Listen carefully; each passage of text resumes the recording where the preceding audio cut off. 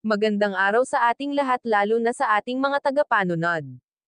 Paalala, wag po natin skip ang ads, malaking tulong na po yan sa ating mga tinutulungan na kagaya nila Chris, Melissa, at Bea. At paalala, wag kakalimutan suportahan ang ama ng Kalingap na si Val Santos Matubang. At anak nito si Kalingap Rab, para mas marami pa silang matulungan na mga mahihirap. At kung bago ka pa lang sa channel na ito, huwag kalimutan na suportahan at para palagi kayong updated sa mga video ng Kalingap. Ngayon po pag-usapan natin ang tungkol sa tatlong magkakapatid na tinatawag na zombie.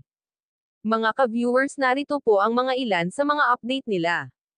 Muling pinuntahan nila Kalingap Rab at K-Boys ang magkakapatid para bisitahin sila. Nanay at Bea huli sa akto. Dumating na po ang kinakatakot ni Kalingap Rab. Yan po ang ating pag-usapan ngayon, pero bago ang lahat, ako po ay humihibdi ng paumanhin kung may hindi kayo nagustuhan sa kwentong ito. Pakiusap po, patapusin muna ang videong ito bago kayo magkomento. So alamin po natin kung totoo nga bang dumating na ang kinakatakutan ni Rab at kung ano ito. Pagkagaling po nila Rab mag-swimming ay agad naman po nilang inihatid ang tatlong magkakapatid sa kanilang bahay. At sakto naman po nandoon amang kanilang tatay at masaya si Rab kasi nakausap niya ito kahit saglit lang. At pagkatapos ay pinuntahan niya po si nanay para bigyan ng pera, pang-allowance. At sakto po nakita si nanay at Bra na parang pinapagalitan si Bea. Sabay tawa pa nga si Rab. So mga ka-viewers, nakakalungkot po na balita kasi sabi ni nanay kay Rab, may nakabili na pala sa lupa na tiniturn nila kaya pwede na palayasin sila. Nagulat si sa kanyang narinig kay nanay.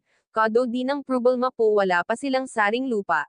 Siya sabi po ni Rab maghanap na po para maumpisahan na ang kanilang bahay para kung palayasin man sila ay may malilipatan na, lalo na ngayon na aalis na sila, kailangan na talaga na mapabasya na sila.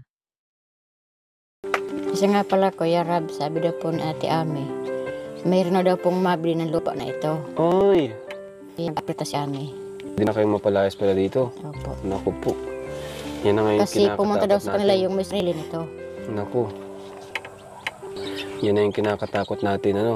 So dapat, as soon as possible, makahanap na kayo ng lupa, ano. Meron daw po dyan sa set, sabi ni Ate Meron Ami. daw. Opo. Sabi nga niya, kakausapin daw kayo.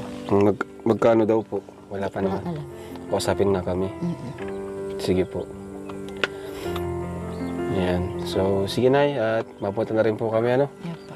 Kuya Rab, salamat po kasi po hindi kayo nagsusuko sa mga anak ko. Maraming salamat po sa tulong po ninyo sa amin. Opo. Thank you din po, ano.